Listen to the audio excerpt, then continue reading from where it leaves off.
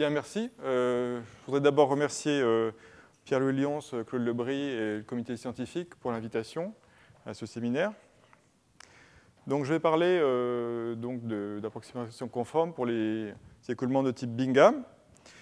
Donc, c'est un travail en commun avec Robert Aymar et Alain Prigné de l'Université de Paris-Est Marne-la-Vallée. Mais j'ai cité également des collaborateurs sur des travaux annexes. Donc, je vais parler en particulier à la fin de simulations effectuées par Christelle Lusseau en collaboration avec Alexandre Hern au CERMIX, l'École des Ponts ParisTech. Et puis, il y a des travaux dont je ne te parlerai pas, mais qui sont associés donc, en commun avec Anne Mangenet de l'Institut de physique du globe de Paris et Ioan Ionescu de l'Université Paris-Nord.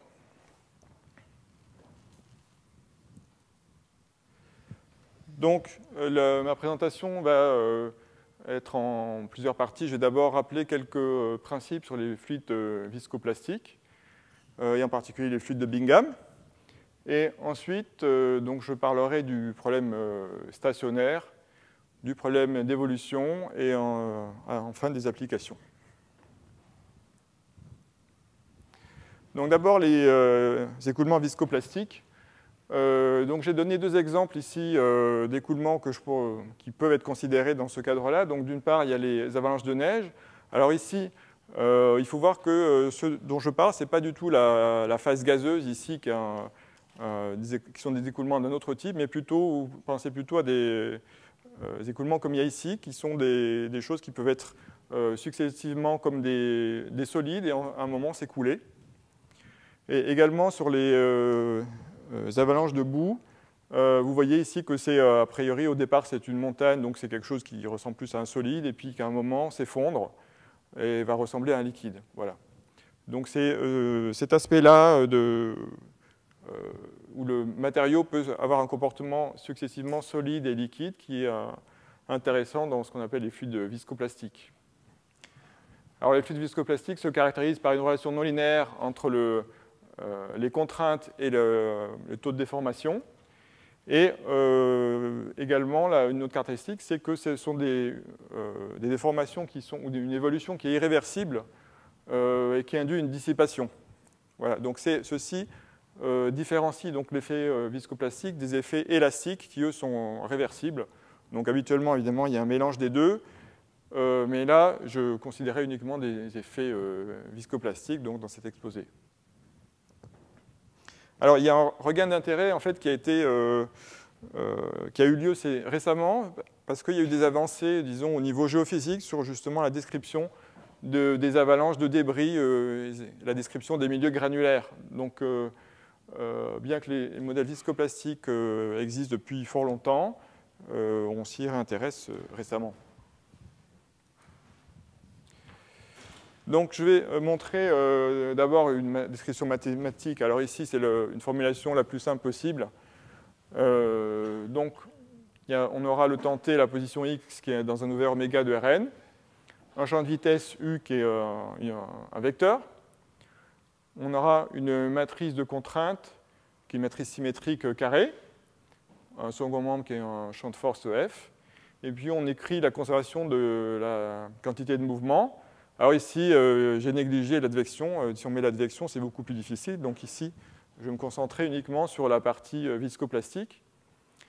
Donc, on a DTU moins la divergence du tenseur de contrainte égale F, une donnée initiale, et puis des conditions au bord. J'ai mis ici des conditions de Neumann, mais évidemment, on peut mettre autre chose.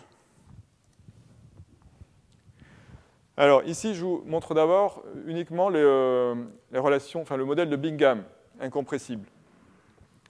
Donc, la relation qu'on écrit entre le tenseur des contraintes et le tenseur du taux de déformation, DU. Donc, DU, la définition de DU, c'est la partie symétrique en fait, du gradient du champ de vitesse U. Et la relation ici, entre sigma et DU, donc, est celle qui est ici. Alors, si on prend kappa égale 0, ici, c'est simplement le fluide newtonien, c'est une relation linéaire avec DU, nu et la viscosité. Ici, on a une partie pression, mais qui est liée au fait qu'on est à divergence nulle. dV égale 0, c'est incompressible. Donc, on n'a pas de relation à donner sur la pression. Et puis là, on a une partie linéaire, donc la viscosité. Alors la caractéristique donc, du fluide de Bingham, c'est qu'on a ce terme supplémentaire qui est en kappa fois du sur norme de du. Donc kappa, ici, c'est une constante. Norme de du, c'est la norme euclidienne. En fait, c'est une norme qui est invariante par changement de référentiel. C'est la norme classique. Voilà. Alors il faut voir que ici, dans cette définition, on a évidemment le rapport du sur norme de du qui n'est pas défini quand du égale 0. Et en fait, c'est une caractéristique essentielle de ce modèle. Quand du égale 0, en fait, il faut comprendre que cette relation est multivaluée. Si du égale 0, sigma n'est pas connu, mais c'est n'importe quelle matrice symétrique de trace nulle et de norme inférieure ou égale à 1, parce que vous voyez que du sur norme de du, quand du non nul, c'est de norme 1. Et par fermeture, pour que le problème soit stable, il faut évidemment considérer toute la boule avec son intérieur. Et donc, ça sera de norme inférieure ou égale à 1. Et il faut mentionner que cette situation correspond à ce qu'on appelle en anglais les plug zones. Alors, c'est quand du égale 0, en fait, les fonctions de x qui vérifient du égale 0 sur un ouvert, en fait, c'est exactement les rotations solides, c'est-à-dire que c'est translation et rotation au sens classique. Donc, c'est le mouvement d'un solide. Quand tous les points sont fixés les uns par rapport aux autres, on a un mouvement tel que du égale 0. Voilà. Et donc, cette singularité correspond aux zones solides. Donc, c'est bien quand le matériau a un comportement solide, on a du égale 0. Et quand il a un comportement fluide, on a une déformation et du sera non nul ici. Voilà, alors donc quand du égale 0, on a une relation multivaluée. Alors, on peut écrire plusieurs formulations variationnelles. Ici, j'ai écrit des choses classiques pour vous faire comprendre comment on écrit une formulation variationnelle. En fait, la première façon, c'est d'écrire directement cette relation. On prend l'équation de quantité de mouvement multipliée par une fonction test. On intègre en x. Et puis on intègre par partie pour le terme de pression, comme d'habitude, quand divergence de U égale 0, ça disparaît. Et donc il reste uniquement la partie ici du sigma, tout ça. Et comme il y a une divergence de sigma, il sort un dV ici. Donc quand il n'y a que de la viscosité, évidemment ça c'est classique, c'est du contracté avec dV. Du contracté avec dV, c'est le produit scalaire en fait sur les matrices. Alors, il y a toujours cette division par du ici qui empêche de définir correctement les solutions de ce problème-là. Et donc, il faut faire une petite transformation. Donc là, c'est la formulation que j'ai réécrite, celle de la page d'avant. Alors, il y a un petit calcul assez classique que j'ai montré ici, mais bon, je ne vais peut-être pas forcément tout détailler. On utilise une inégalité de Cauchy-Schwarz. Alors ici, A de UV, c'est par définition, c'est une notation du de x contractée avec dv de x. Et puis A de U, c'est la norme donc, en fait, de du de x, si vous remplacez ici.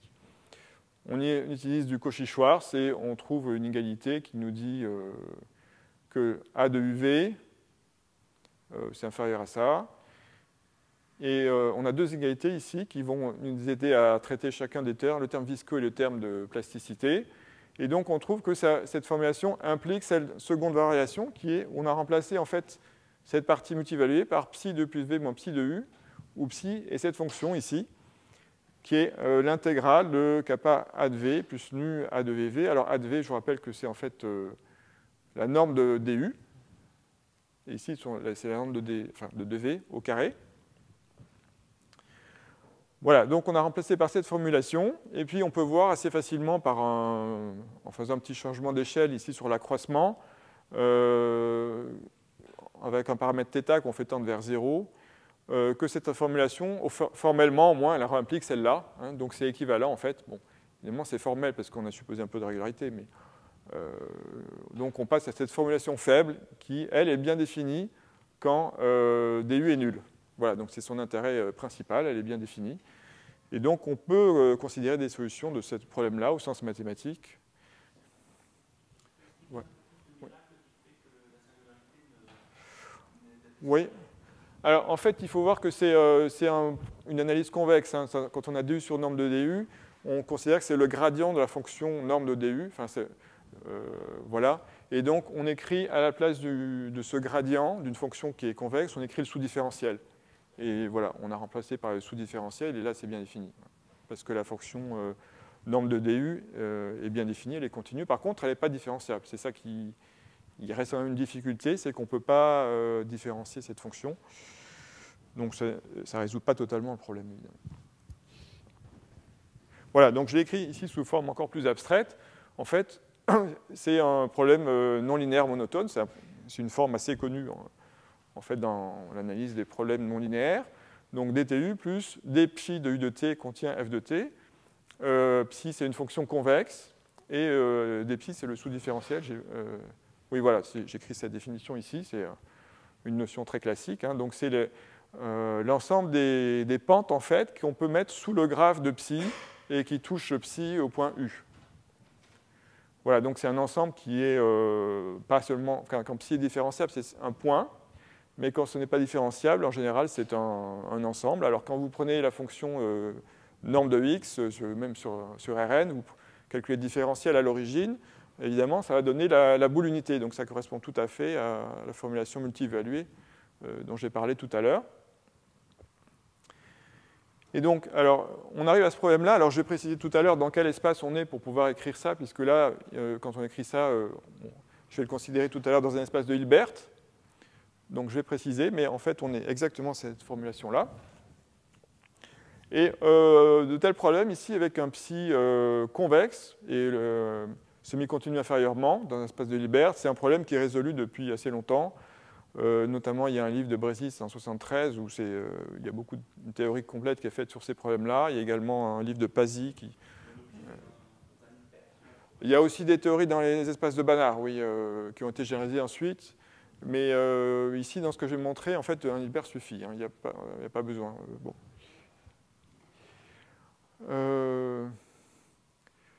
Voilà. Alors, il y a un autre exemple de cette équation-là, qui est un exemple qui est bien connu, qui est ce qu'on appelle habituellement le TV flow. Donc, en particulier, il y a un livre, un cours de Mazon en 2010 qui donne toute la théorie là-dessus. Donc, U est scalaire, c'est un peu l'analogue de Bingham, mais U est scalaire, et puis donc on a gradient U sur norme de gradient U à la place de du sur norme de du, donc c'est vraiment très similaire, sauf que U est scalaire. Et ce problème-là, donc avec un psi correspondant qui est l'intégrale de norme de gradient U, c'est un problème qui est utilisé dans l'image denoising, je ne sais pas comment on dit en français, bon, c'est pas grave, en traitement de l'image, et également en géométrie dans les équations de déplacement par courbure moyenne. Voilà, donc c'est un problème aussi très classique, celui-là. Et en fait, les deux problèmes de Bingham et celui-là ont été étudiés de façon pas totalement indépendante, mais par deux communautés différentes qui ont fait que peut-être les techniques utilisées dans l'un n'ont pas forcément été totalement diffusées dans l'autre. Et en fait, voilà, le problème de Bingham a été étudié en fait beaucoup avec une viscosité non nulle. Il me semble qu'il n'y a aucun travaux avec une viscosité nulle. Alors, il y a beaucoup de... Ici, j'ai cité des ouvrages de référence, donc, notamment Duvaux-Lyons, Glowinski, Lonstre et Molière. Et donc, toutes ces théories sont pour U dans H1, donc l'espèce de Sobolev H1, parce qu'on a une viscosité non nulle. Il y a également des théorèmes de régularité. Alors là, c'est, oui, effectivement, plus que H1, et également pour des non-linéarités qui sont autres que Bingham, de type puissance, hein, des fonctions à la place d'un truc linéaire, c'est des fonctions puissance, donc ça s'appelle les modèles de Herschel-Bulkley. Et donc j'ai cité un livre et un article ici où il y a des théorèmes de régularité également pour ces modèles-là. Donc ici, donc ce que je considère, en fait, ce sera plutôt le cas nu égale 0, puisque c'est un cas qui a été soulevé beaucoup par les géophysiciens dans les dernières années. On a envie de négliger la viscosité pour certains écoulements. Et donc, on veut savoir, est-ce que la théorie marche quand nu égale 0 ? Voilà. Et en plus, deuxième chose, mais j'en parlerai très peu aujourd'hui, on a envie d'avoir une non-linéarité quelconque, et pas seulement la non-linéarité de Bingham qui est linéaire dans le gradient U, comme celle-là, mais une non-linéarité éventuellement quelconque. Voilà, et donc les mots clés, donc, ça sera de faire un problème sans viscosité et sans régularité. Alors il faut voir que également dans le TV flow, il n'y a pas de viscosité, hein, c'est vraiment un problème purement plastique. En fait, c'est au sens où ici la fonction non linéaire ici est homogène d'ordre 0 hein, par rapport à U, donc en ce sens c'est purement plastique. Alors dans le TV flow, il n'y a pas de viscosité, mais souvent les gens, toutes les théories qui ont été faites utilisaient des théorèmes de régularité qui faisaient que pour une donnée initiale assez régulière, la solution est assez régulière, donc on peut faire des estimations, en particulier pour des méthodes d'approximation. Voilà, alors pour l'approximation, le problème de Bingham, il est approché très souvent par les méthodes de dualité, donc qui permettent de traiter l'aspect multivalué de façon naturelle, et la plus connue étant la méthode de Lagrangien augmenté. Néanmoins, elle pose des difficultés quand la viscosité est petite, parce qu'elle converge très lentement quand la viscosité est petite. Alors, une autre méthode très connue, c'est la méthode de régularisation, qui se formule très simplement. Simplement, on supprime la singularité en remplaçant la norme de dV par epsilon 2 plus norme de dV au carré puissance 1,5. Alors, quand on différencie, ça revient à mettre un epsilon aussi au dénominateur. Donc, il n'y a plus de singularité. C'est parfaitement différenciable ici. Voilà, donc ce problème peut se résoudre beaucoup plus facilement. Néanmoins, il ne résout pas exactement les zones de plug, c'est-à-dire où DU est nul, les parties solides, puisque là, évidemment, il n'y a plus de singularité, donc il n'y a plus de partie solide exacte. C'est seulement une approximation en termes de epsilon. Donc, et en particulier, on ne peut pas localiser précisément les zones solides. Voilà. Néanmoins, en général, ça marche plus rapidement que le Lagrangien augmenté. Alors, il y a également quelque chose que je veux citer qui s'appelle l'algorithme de Bermudez-Moreno, qui est quelque chose qui est beaucoup moins connu, bien que ça soit assez ancien, de 1981. C'est une méthode apparentée au Lagrangien augmenté, mais où on peut faire une optimisation du paramètre qui permet de converger plus rapidement. Donc, une chose à faire, à mon avis, serait de comparer la vitesse convergence entre une méthode de régularisation et cet algorithme-là, qui semble n'avoir pas été fait. Voilà, alors, donc là, je vais parler, moi, de la méthode de régularisation, en fait, puisque la convergence de la méthode de régularisation n'a pas été faite dans le cas sans viscosité, en fait. Elle a été faite par, je ne sais plus, Glowinski, Trémolière, je pense, Lyons-Trémolière, dans le cas avec viscosité. Et donc là, je vais parler du cas sans viscosité. Voilà, tout d'abord le problème stationnaire. Donc le problème stationnaire, donc, il s'écrit, on remplace le dTu par alpha u, où alpha est une constante positive. Alpha u plus dψ de u contient f, donc, ou sous forme variationnelle, ici, je remplace le dψ par la définition du sous-différentiel, donc ça donne cette inégalité-là. Et puis, on se place dans un espace de Hilbert. Psi est une fonction à valeur éventuellement plus infinie, qui est convexe et semi-continue inférieurement. Il y a une petite hypothèse, mais qui est technique et puis qui peut être éliminée par un changement en rajoutant une fonction affine, donc c'est vraiment pas restrictif.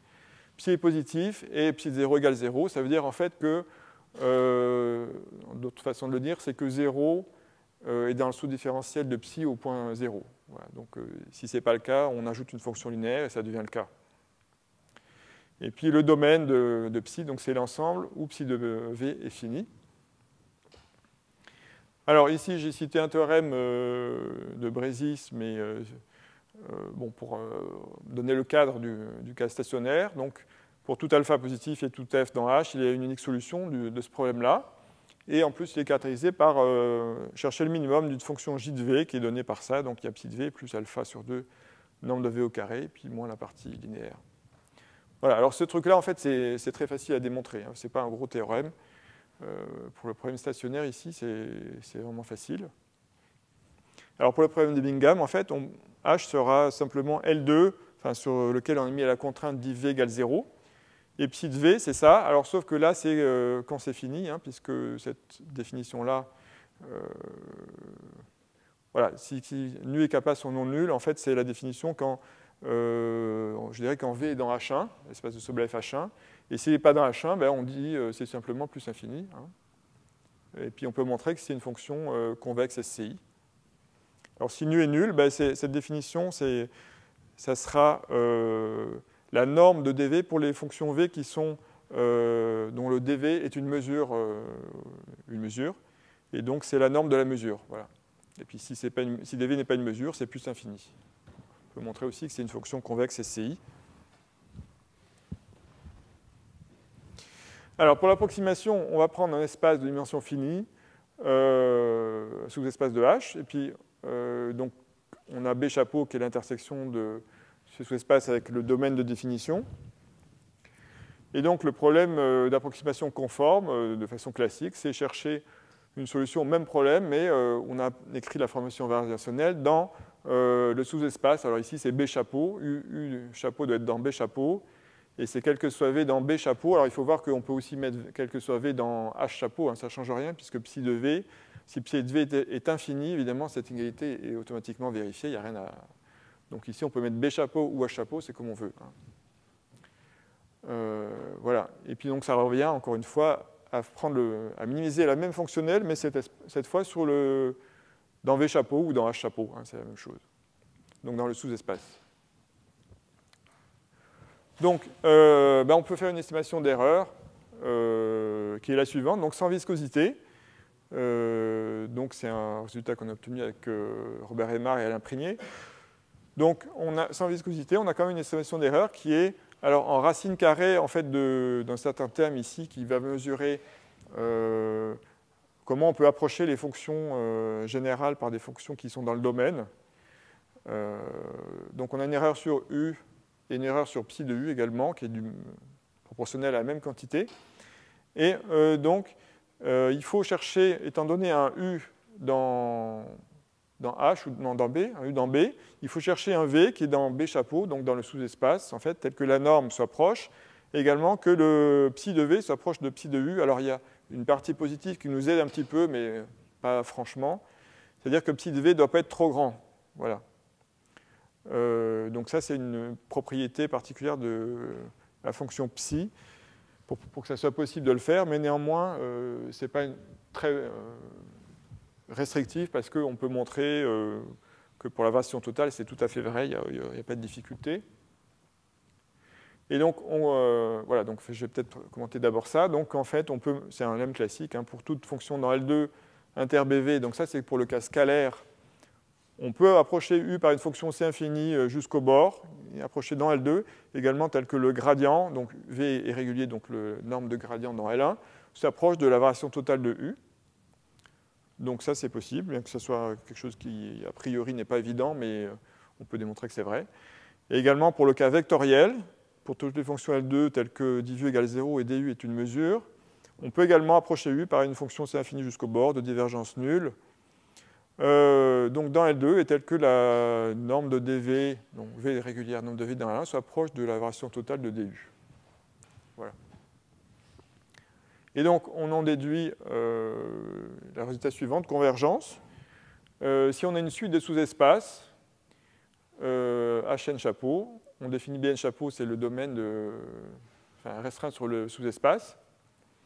Et il faut supposer la chose suivante, donc qui est une chose naturelle, que pour tout V dans B, donc ça veut dire que psi de V est fini, hein, je rappelle, on peut, si on regarde la meilleure approximation dans le sous-espace Hn chapeau, donc c'est-à-dire on cherche l'inf des W tel que le W soit proche de V ainsi que psi de W, il faut que quand n tend à l'infini, cette approximation devienne aussi bonne qu'on veut. Hein. Donc c'est une hypothèse sur les sous-espaces. Alors en fait, je montrerai tout à l'heure que c'est très facile de vérifier cette hypothèse. Donc il y a cette hypothèse-là, et puis on conclut que UN chapeau converge dans H vers la solution, et psi de UN chapeau converge aussi vers psi de U. Voilà, donc ça conclut le problème stationnaire. Ah oui, alors sauf que non, ça ne conclut pas totalement, parce qu'en fait ici, vous avez un problème non linéaire à résoudre quand même, qui est celui-là, dans le sous-espace, soit minimiser une fonctionnelle, qui est non linéaire, soit vérifier, résoudre cette formulation variationnelle. Mais comme psi est non linéaire, c'est quand même pas immédiat. Donc il faut faire une méthode pour résoudre ça. Donc on pourrait imaginer faire des méthodes de descente sur la fonction j. Mais ici, donc, je vais vous parler plus de la méthode de régularisation. Et donc pour pouvoir introduire la méthode de régularisation, il faut faire une hypothèse structurelle, en fait.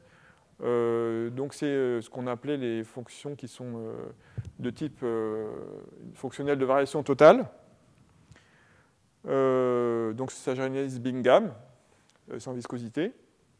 Donc on suppose qu'il y a un sous-espace H1 de H sur lequel on a une forme bilinéaire qui va dans L1, qui est symétrique positive, telle que psi de U soit représentée sur ce sous-espace par l'intégrale de A de U. Voilà. Donc ça correspond à ce qu'on avait tout à l'heure, c'est l'intégrale du gradient de U. Alors si on n'est pas dans ce sous-espace de fonctions régulières, peu importe la forme de U, ce qu'on utilise seulement, c'est que sur ce sous-espace de fonctions régulières, en fait, psi de U a une forme explicite. Et puis une hypothèse de densité, donc c'est que pour tout V dans B, on peut approcher cet élément par un W, et c'est également sa fonction fonctionnelle psi, par un élément dans H1. Voilà, alors pour le problème de Bingham, il suffit de prendre H1 égale l'espace de Sobolev H1 classique. A du V, c'est comme tout à l'heure, produit scalaire de du dV, et puis la norme de du. Voilà.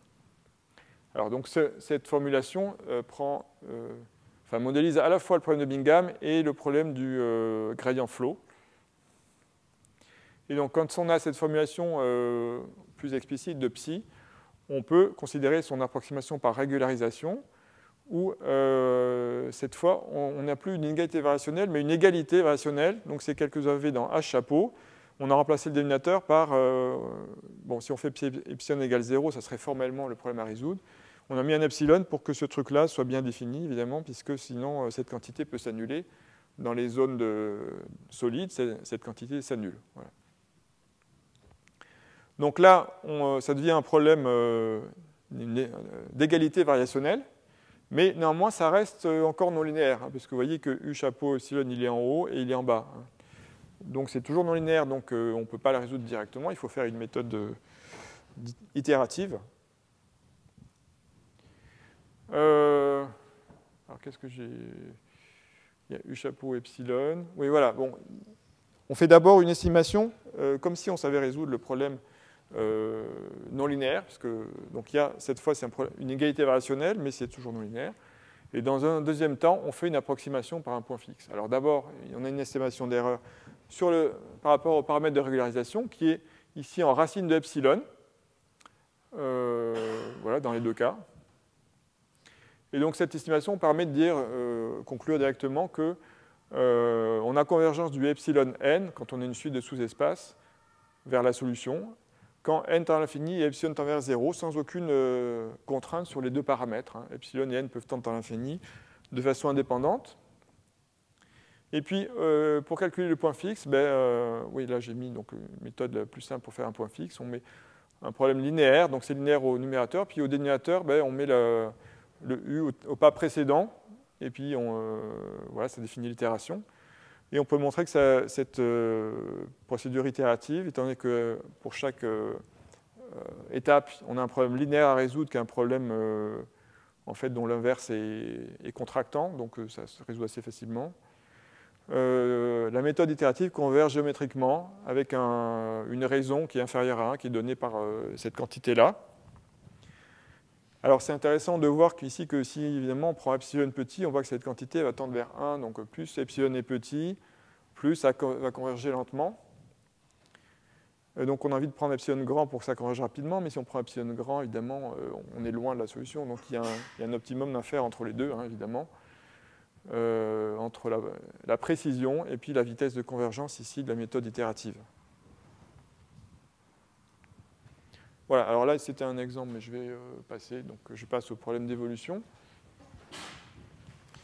Donc problème d'évolution, c'est les mêmes hypothèses sur la fonctionnelle psi. On a cette fois un f qui est L2 en temps à valeur dans H. Donc on a le problème dt U plus d psi de U de t contient f de t. Et donc, on utilise la formulation variationnelle que j'avais écrite au début, qui est une formulation classique, sauf que ici, la seule chose en fait qui n'est pas classique, c'est que, comme je disais tout à l'heure, c'est formulé pour une fonctionnelle psi quelconque. Ce n'est pas seulement la fonctionnelle de Bingham, ou c'est pas seulement un problème de Bingham, oui. Il peut ne pas y avoir de viscosité, et ce n'est pas forcément Bingham. Et donc, on a ça. Et il faut considérer cette fois des fonctions test et une solution U qui est dans BT. Et donc, c'est l'ensemble où l'intégrale de psi de U de t est finie. Voilà, donc là, ce n'est pas un espace vectoriel, parce que psi est convexe, donc c'est un ensemble convexe. Mais ce n'est pas un espace vectoriel. Voilà. Donc, néanmoins, on propose cette formulation-là. Et on montre, c'est assez facile d'ailleurs, qu'il y a en fait existence d'une unicité avec cette formulation-là, donc sans viscosité et sans hypothèse particulière sur psi.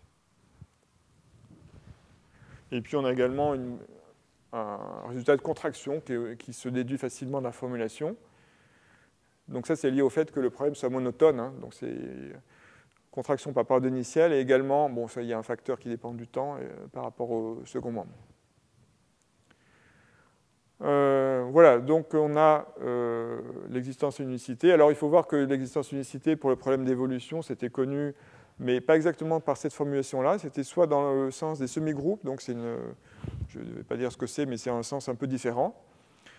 Soit dans le sens qu'il y a, mais au sens de Sobolev. Hein, donc c'est avec viscosité, donc c'est pour la relation dans H1.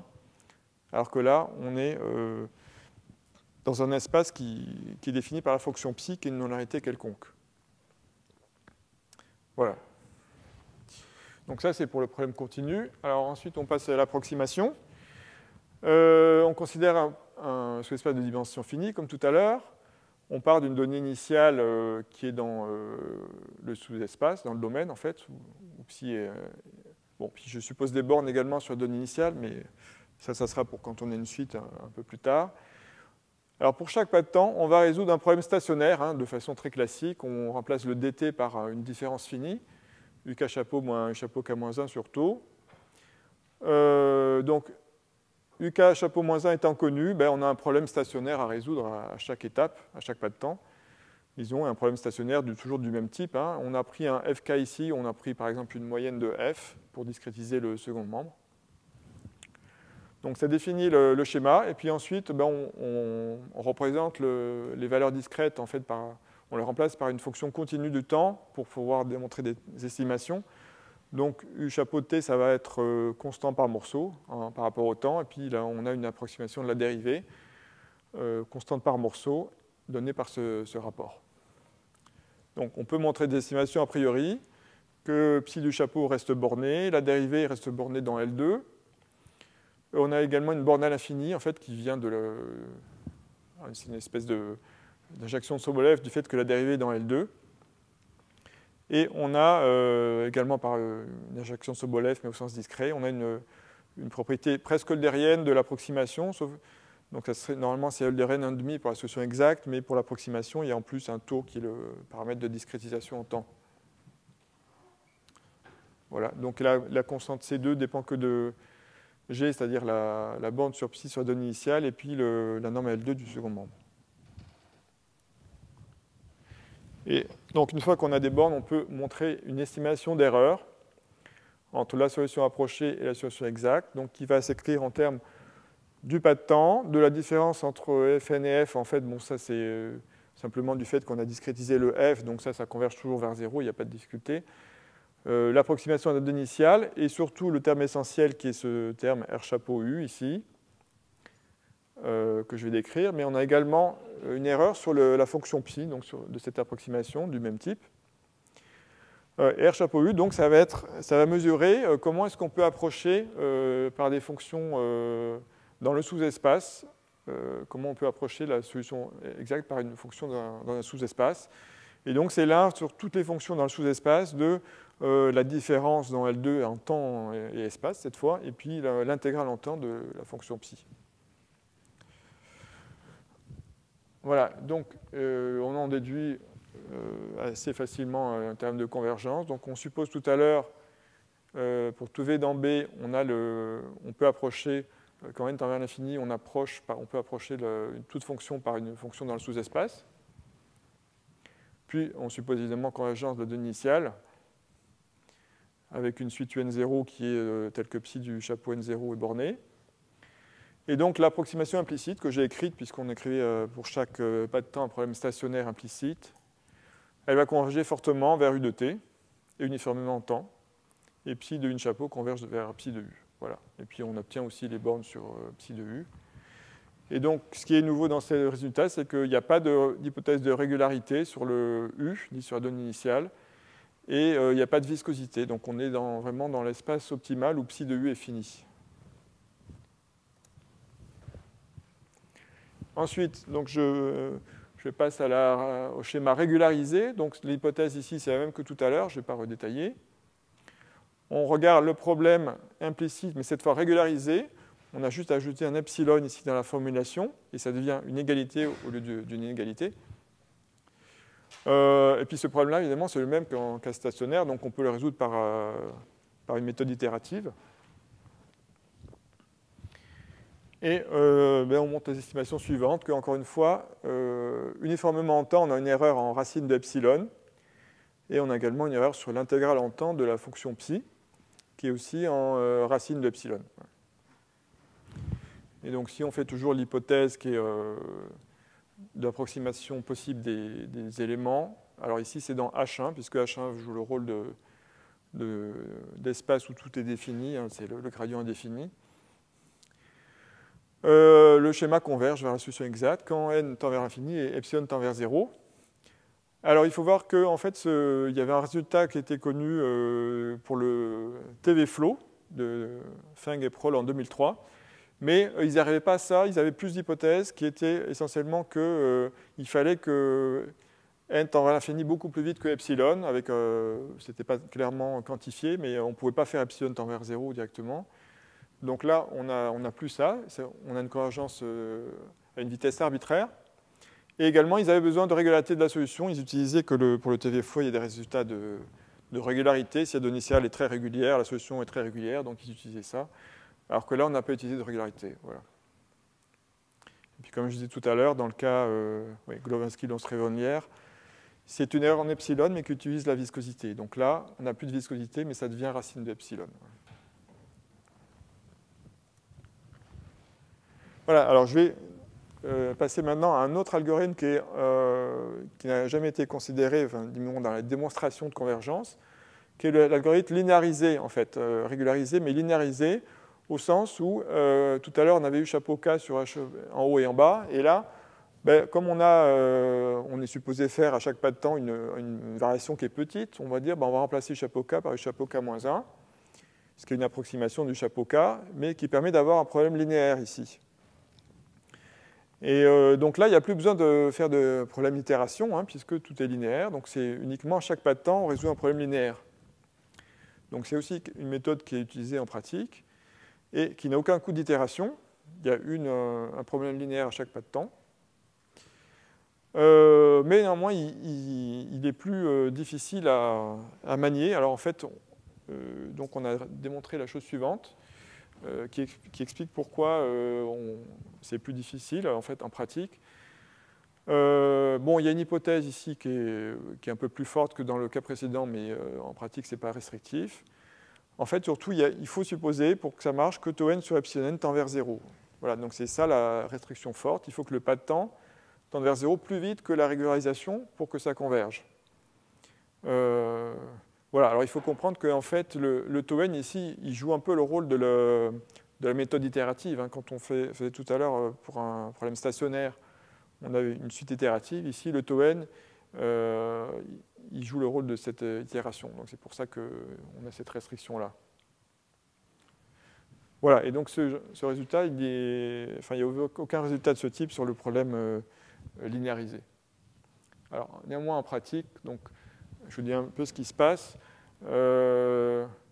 En pratique, on fait quelque chose d'intermédiaire, c'est-à-dire ici on démarre avec, on fait une suite itérative qui part à U chapeau K-1, et ensuite on itère, si on itère qu'une seule fois, c'est le problème linéarisé.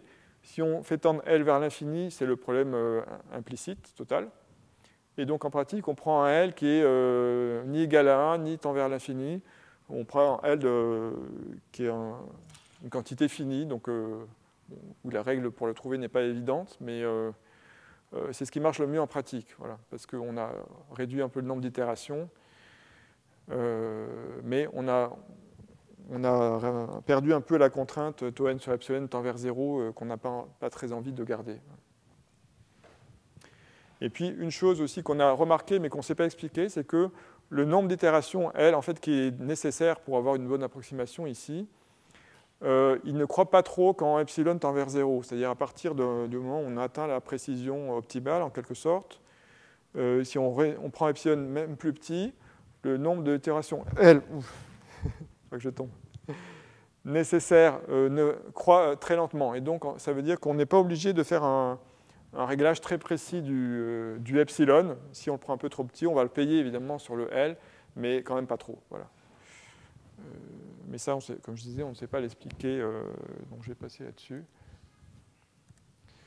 Donc je vais parler des applications.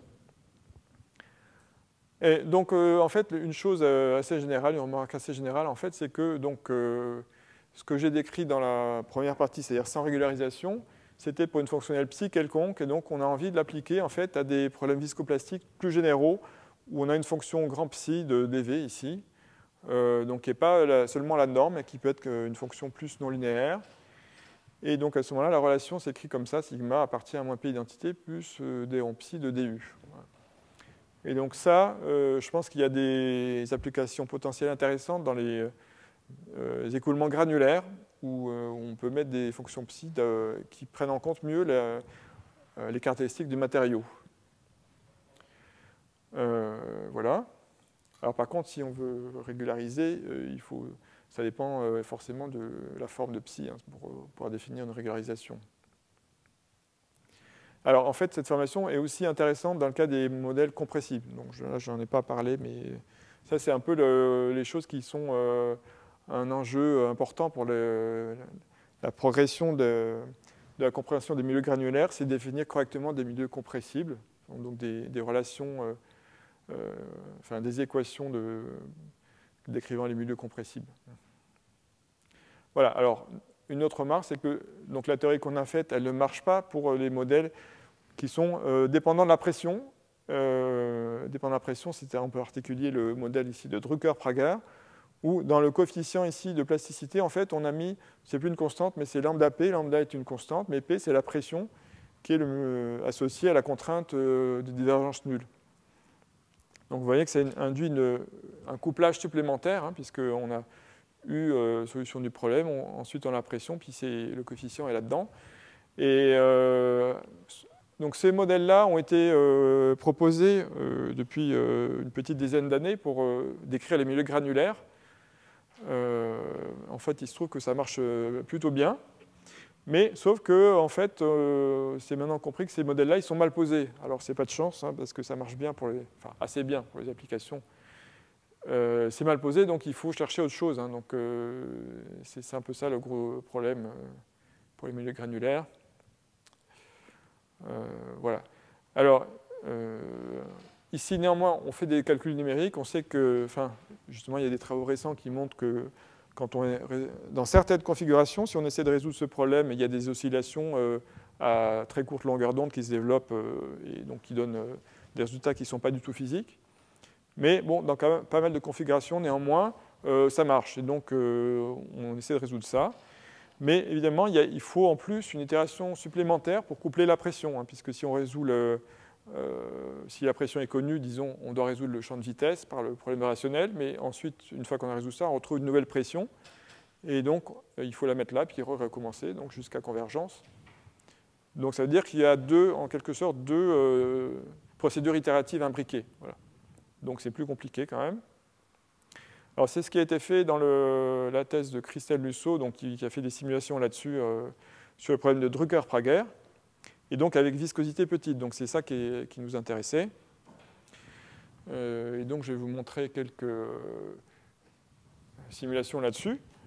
Donc c'est le problème de Drucker-Prager. On remet évidemment l'advection, puisque pour les applications, il faut avoir de l'advection. Évidemment, mathématiquement, on ne sait plus rien dire, quasiment rien dire quand il y a l'advection et plus le Drucker-Prager. Donc c'est la relation ici qui est ici. Le nu, on prend quand même non nul parce qu'on a besoin, on a une difficulté, c'est que pour les problèmes qu'on considère, c'est une surface libre, ce n'est pas un domaine fixé, mais une surface libre. Donc on utilise une méthode ALE pour faire un déplacement de maillage, donc ce qui devient un peu sensible au niveau numérique, donc on a besoin quand même de mettre un peu de viscosité. Donc nul et non nul, mais assez petit. Donc là, on a une pente d'angle θ. Il y a des conditions limites que je ne vais pas décrire, sauf il y a une surface libre ici qui va se déplacer avec le matériau, donc on a une condition cinématique. Les conditions limites, je ne vais pas décrire. En fait, les paramètres simplement sur lesquels on fait marcher, donc c'est lambda, c'est le coefficient dans la loi de Drucker-Prager, correspond en fait à un angle de friction interne du matériau. Donc c'est l'angle en fait en dessous duquel le matériau ne va pas s'écouler, au-dessus duquel il va s'écouler. L'angle de la pente ici c'est 0 en fait. Donc il faut voir qu'ici on aura du coup un angle θ qui va être nul ici pour ces deux parties-là. Et au milieu on aura un θ qui va être 45 degrés, donc qui est plus fort que l'angle de friction du matériau. Donc ça veut dire que si l'angle est plus fort, ça va commencer à s'effondrer au milieu, mais pas sur les bords ici. Voilà, donc c'est décrit tout à fait situation physique qu'on a envie de décrire. Donc on va avoir l'effondrement de la partie centrale. Initialement, la vitesse est nulle, nulle dans tout le domaine, mais évidemment, elle va devenir non nulle dans une partie autour de l'effondrement ici. Et en particulier, le schéma doit trouver la zone de fracture, c'est-à-dire qu'il va y avoir une frontière qui va apparaître dans le matériau, où ce qui est en dessous va rester solide et ça ne va pas bouger. Et ce qui est en dessus va s'écrouler. Voilà. Et donc il y a une difficulté numérique importante pour pouvoir trouver la zone de fracture initialement. Donc là, je vous montre quelques images sur ce cas-là. Alors c'est avec la topographie qui est régulière. Vous voyez qu'on a mis une courbe régulière pour la formation initiale. Donc vous voyez ici la zone d'effondrement, ici, au-dessus de la ligne jaune, ici. Ici, on montre la norme de DU à gauche, et ici, ça représente la norme de la contrainte à droite. Donc la norme de DU vous montre ici qu'effectivement, c'est nul dans cette partie-là, et là, on voit la variation de la norme, alors qu'ici, on voit la variation de la contrainte qui est en fait importante dans la partie solide, parce que la partie solide, bien que U soit nulle, la contrainte n'est pas nulle, puisque c'est multivalué, et donc ici, on voit les variations de la contrainte dans la partie solide. Donc ça, c'est un temps petit. En temps plus grand, vous voyez que ça va s'étaler. Et en fait, ça va finir par s'arrêter. Voilà, donc ça, c'est un cas, une situation qui est relativement classique, bien que la viscosité soit assez petite. On peut l'obtenir par la méthode de Lagrange augmentée, par exemple. Alors par contre, celle-là, elle est beaucoup plus intéressante parce qu'on a pris une géométrie qui est anguleuse ici. Et vous voyez qu'il se passe quelque chose de très différent. C'est que cette fois, vous avez des lignes de cisaillement qui vont apparaître, ici, qui sont en vert. Les parties jaunes sont solides et les parties vertes sont les parties où le cisaillement est important. Donc vous voyez qu'il y a un écoulement qui se forme sous forme comme un millefeuille, des tranches solides qui vont s'écouler les unes sur les autres. Voilà, donc ça, c'est très difficile à obtenir par une méthode de Lagrange augmentée, puisqu'il faut prendre une viscosité très petite pour pouvoir ça. Voilà, et donc ça c'est la capacité de la méthode de régularisation de faire des viscosités petites. Voilà, je vais vous montrer les deux films sur les deux cas.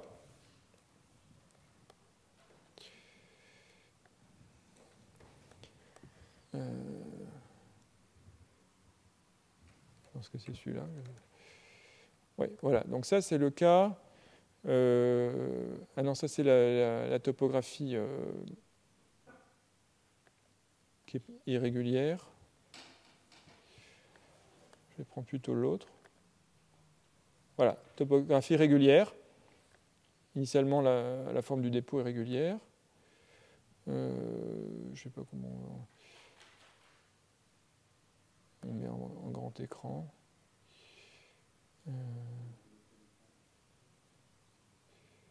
Affichage.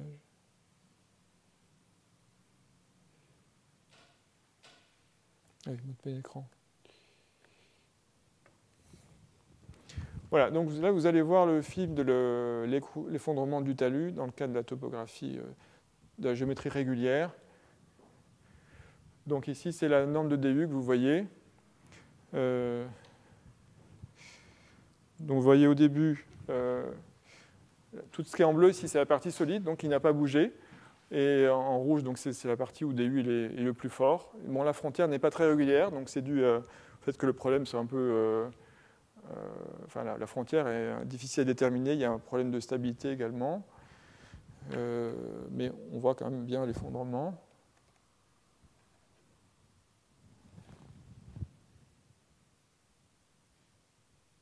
Voilà, puis à la fin, on voit que ça part à droite.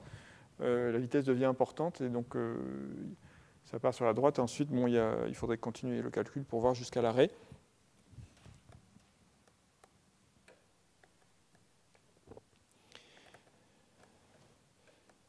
Et donc l'autre simulation, donc là c'est le cas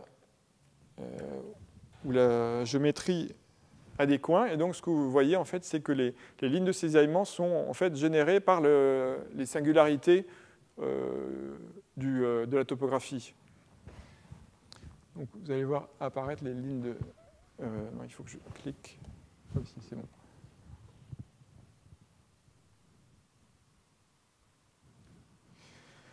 Voilà, vous voyez apparaître les lignes de cisaillement au début. Ensuite, en fait, on voit qu'il y a à peu près toute l'ensemble de la partie qui va se déplacer, hein, puisque là, il reste plus que des petites parties qui sont solides. Mais initialement, on voit bien le démarrage sous forme de feuilles, puisqu'on voit que en blanc, les lignes de cisaillement qui apparaissent avec des zones solides entre.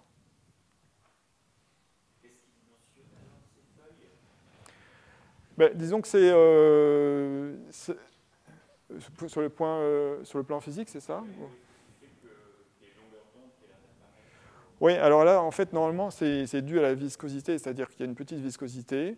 Plus on diminue la viscosité, et plus on raffine le maillage, et plus le nombre de tranches va être important. Hein, donc, c'est physique par la viscosité. Si on bloque la viscosité, si on raffine, on va trouver un nombre qui dépend de la viscosité. Ouais. Mais ça montre encore une fois que voilà, quand la viscosité est nulle, c'est un problème mal posé, donc c'est un rapport avec ça, évidemment. Mais néanmoins, ce phénomène-là, il représente quelque chose de physique. Voilà. Donc, le fait que ce soit mal posé, c'est peut-être lié aussi au fait que voilà, dans la physique, il y a des petites échelles. Bon, peut-être qu'il ne faut pas prendre la viscosité nulle, en fait. Hein. Elle est petite, mais pas nulle. Voilà.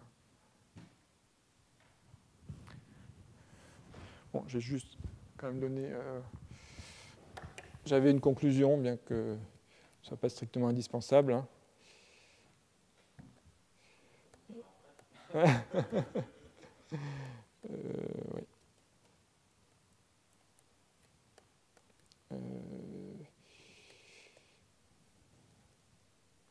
Pourquoi j'arrive plus à reculer là?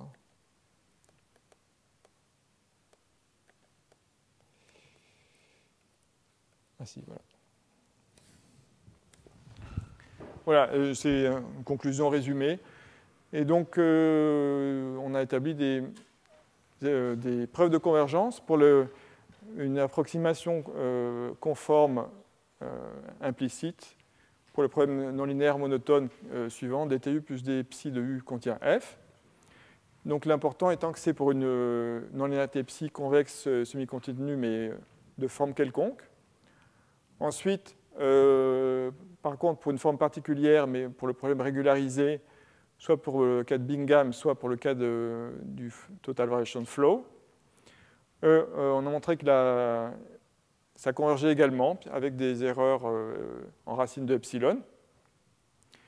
Et puis, la dernière partie, c'était l'application aux écoulements de Drucker-Prager, bien que ça ne soit pas, encore une fois, je le répète, compris dans la théorie, puisque ces modèles-là sont mal posés. On a pu appliquer cette méthode aux écoulements de Drucker-Prager dans le cas de viscosité très petite et donc allant plus loin que la méthode du Lagrangien augmenté qui n'arrive pas à décrire ces zones de cisaillement fort avec une viscosité petite. Voilà, merci.